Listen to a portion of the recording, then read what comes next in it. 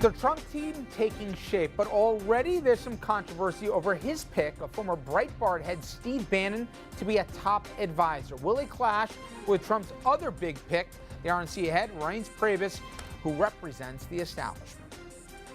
And also, we will talk to one of President Obama's architects when it comes to Obamacare. We'll discuss what will happen to the Affordable Care Act under President Trump. And then we look at the hate crimes that have since sprung up since Trump has won, and Trump's response to what some of its supporters are doing. Lot to chew on here, everybody. Thank you so much for joining us. I'm Richard French, and just minutes ago, President Obama wrapped up his first news conference since Election Day. He spoke about his meeting with President-elect Trump, and he was guarded when asked questions about his successor, and he refrained from taking any shots at the president-elect. Here's part of what he had to say. Campaigning is different from governing. I think he recognizes that. I think he's sincere in wanting to be a successful president and moving this country forward. And I don't think any president ever comes in saying to himself, I want to figure out how to make people angry or alienate half the country. I think he's going to try as best he can to make sure that he delivers. The president also spoke about unifying the country in the wake of what everyone can agree was a brutal campaign. It's really important to try to send some signals of unity and to reach out to minority groups or women or others that were concerned about the tenor of the campaign. At the same time, Trump's cabinet is taking shape. We do know that New Jersey Governor Chris Christie, he's on the outs, and we are starting to find out who actually is in that inner circle. President-elect Trump, the ultimate outsider, hiring Reince Preibus, the ultimate insider, to run his White House. I tell you, Reince is really a star, and he is the hardest working guy. On election night, Trump thanking Priebus and forcing him to take the mic. Ladies and gentlemen, the next president of the United States, Donald Trump. Thank you. It's been an honor. God bless. Thank God. You bet. Amazing guy.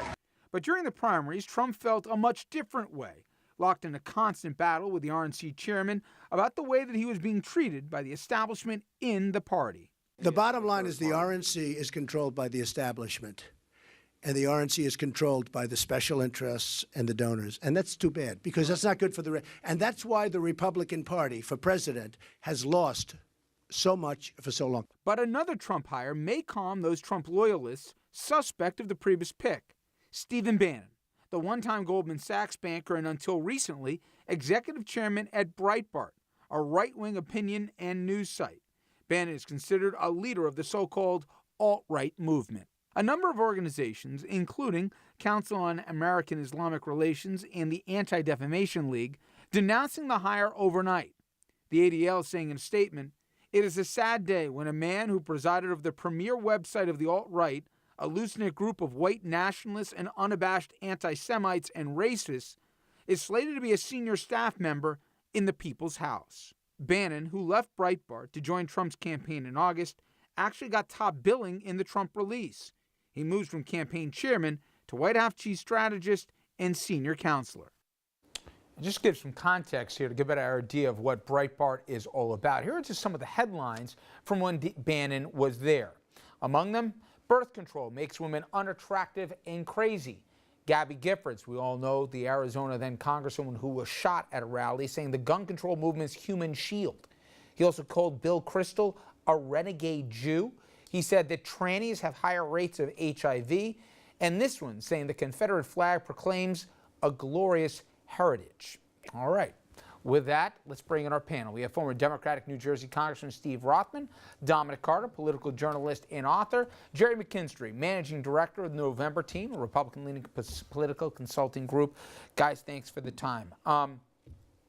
Some interesting names, in addition to the ones we heard floating out here, for Press Secretary Laura Ingraham, who people, if they listen to talk radio, will recognize the name here. Jared Kushner, the son-in-law of Trump, married to Ivanka Trump, is being rumored to be the person who's vetting a lot of the cabinet appointees. And also word is that Trump would want to have his families to have top secret clearance for all of, obviously, national security intelligence information whatsoever. So the idea of to have blind trust with the company and everything else, I don't know how this is all going to work out. But the names we already have heard, and what it says or doesn't say about the administration to come, what's your first sense when you heard Priebus, and then you hear at the same time Bannon, and not just how they were mentioned in the order in the press release, but they have two very different ideas about, A, the role of government here and the role of the Republican Party. Is this a team of rivals, Jerry, or is there a clear line as to how communication would or wouldn't work? Well, there's no clear line at this point. I mean, the stories that I've read so far, they've talked about there's no such sort of reporting. I mean, they're both reporting to Donald Trump, but I think he needs them both. I mean, if you go back in this campaign, I mean, Reince Preibus is very important to this administration. I mean, he's got the contacts. He's, got the contacts with Paul Ryan and the Senate, and if they're going to get anything done, he needs that because he needs to govern. On the other side, you talk about Bannon. He's a controversial pick. I mean, a lot of people are upset and rightly upset, but you can't deny that when he was brought on, that campaign started to turn around. So this sort of, I guess, is a tip to those loyalists. The question is, does this turn out to be some sort of, Celebrity Apprentice White House version, with the two of them sort of dueling it out and fighting with each other? I mean, my sense is governing is really important, and right now we're going to hear a lot about the controversies and that sort of thing. I want to see in the first 100 days what sort of legislation, what are they taking, what are their priorities, in the early days of the administration. But clearly, Dom, Breitbart, their stock and trade was come up with a controversial headline, stoke fires and attack establishment, not just Democrats, but Republicans also. I get that when you're trying to win the news cycle in a campaign, but when you've got to work with the people on the Hill to get legislation passed and you demonize potentially some of your own party, let alone make it harder for your boss, who's trying to now pivot from being the guy who'll say anything on the campaign trail to being presidential, forgetting all the awful stuff this guy has said and done, to me, I don't see how. I get you got to get elected, but to run a country and to run an administration, I don't know. Also, they're the filter, right, to the president.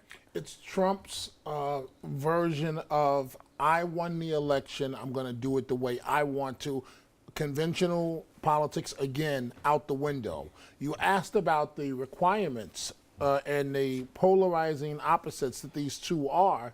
The only real requirement that we're seeing thus far from Mr. Trump is loyalty to him. If you were loyal to him, it does not matter what the media says about you, what the pundits say about you. There are some disgusting things out there. With one exception. Chris Christie was loyal to him. Oh, yeah. And not so fast. My only point is, if he had concerns about confirming Christie, and there are more legal challenges beyond the four confidants who've either been convicted or indicted, there's another trial going on in Jersey. He still could have given a top advisor post, and maybe he still could. But you're going to put Bannon there, but you find Christie to be radioactive? Explain that one to me.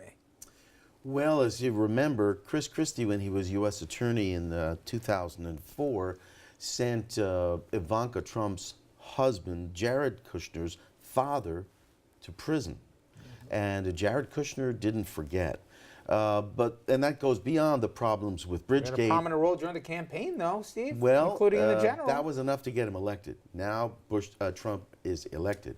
So loyalty has its limits. Trump still can appoint him without Senate confirmation, and Christie would then take that position in the government. But I don't know whether that's going to happen. I think Christie would have real trouble getting approved by confirmed by the Senate to an appointment in the administration that required a Senate confirmation. Do you think, because you know some of the folks in the Senate side here, not just the Democrats, Republicans, do you think a name like a Rudy Giuliani, for example, would have problems sailing through confirmation, or for that matter, a Newt Gingrich?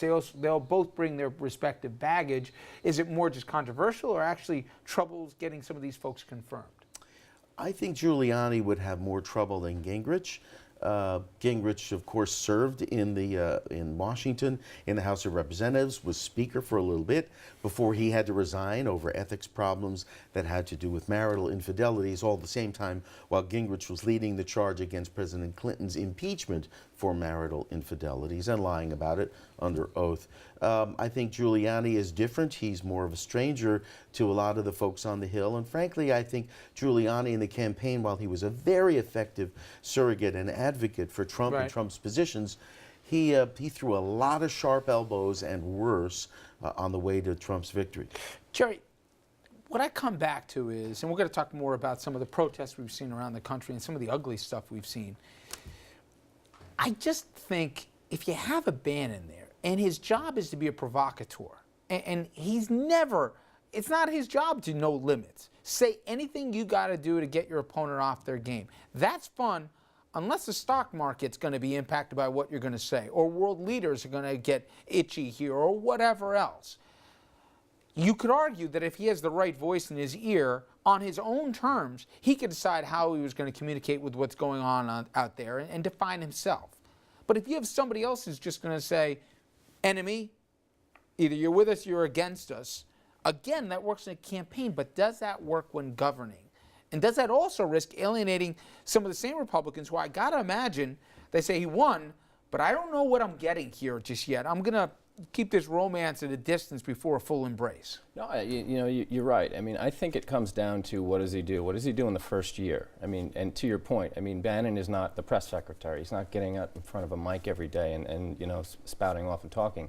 He'll be in the closed door advisory role. And look, if he's not producing and Donald Trump is not getting things done, I would bet that he could easily be dismissed. I mean, I think this comes down to how effective are they in the first year, the first 100 days, first 6 months, because that's when they have to really get to work and show that they can do something. I agree with Jerry. There's two elements. One is whether Bannon can stay in his lane and not leak things to the press and not get ahead of his boss, Donald Trump. And the other thing is going to be whether Donald Trump is successful or not as president in the first 100 days or period of time, and whether the people blame Bannon for any lack of success in Trump's initial first few weeks in office.